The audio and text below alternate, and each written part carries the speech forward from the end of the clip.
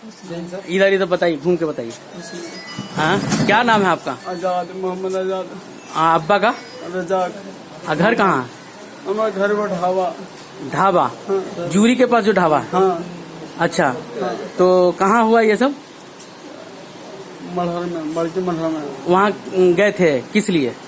ये घर में पड़े मारने लगा हमको।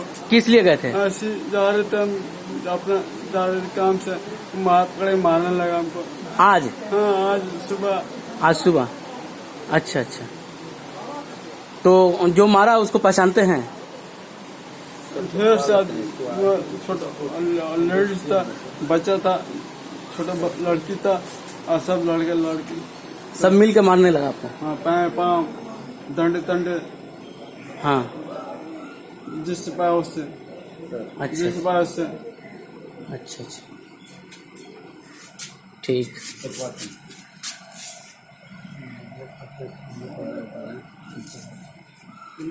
गंजी खोलने का। और पीठ में भी मारा है? हाँ। खोलिए, खोलिए जहाँ जहाँ मारा है। खोल खोल।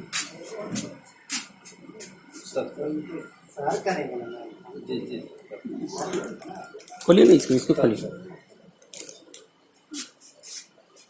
पूरा उतार देते हैं। हाँ, वो क्या नाम बताया? सुधांशु शेखर। हाँ, इमाम।